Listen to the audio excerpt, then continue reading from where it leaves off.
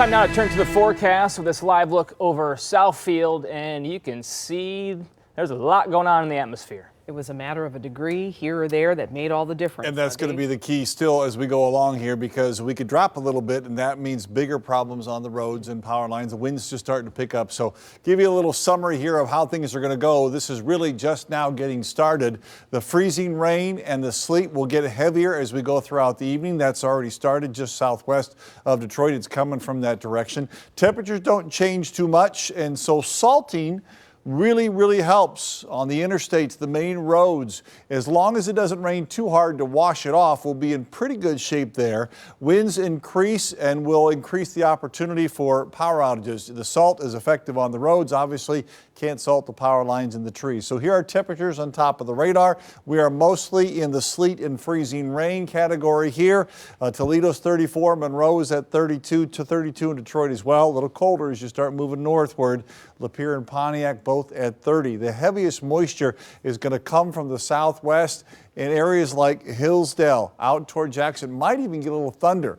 The point is, we could pick up ice very quickly as the evening goes along here. We could get another inch and a half of rain between now and midnight when this thing starts to slow down. So it's coming in fast and furious. Again, it gets worse before it gets better here, and temperatures will be absolutely critical to watch over the next few hours. Winds gusted almost to 30 in Windsor, 23 miles an hour in Ann Arbor, 25 in Pontiac. Of course, you put more ice on the lines and the trees, and wind is going to make all of that worse as well. Here's a look at Futurecast now.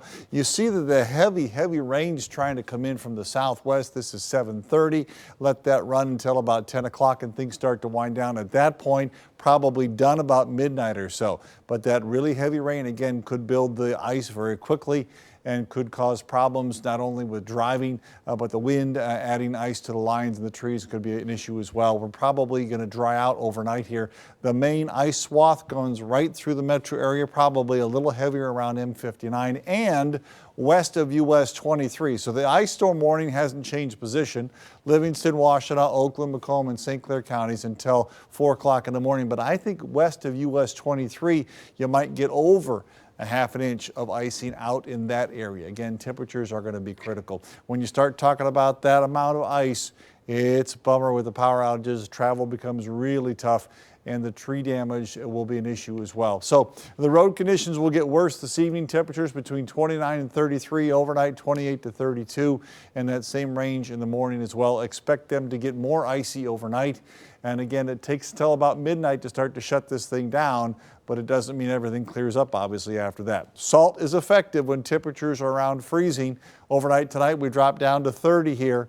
That icy mix will be around as we get started tomorrow. And then in the afternoon, there's a quick surge of a bit of sun, some wind, gust to 35 miles an hour. That puts the high tomorrow at 45, but it is an icy start in the morning on Thursday.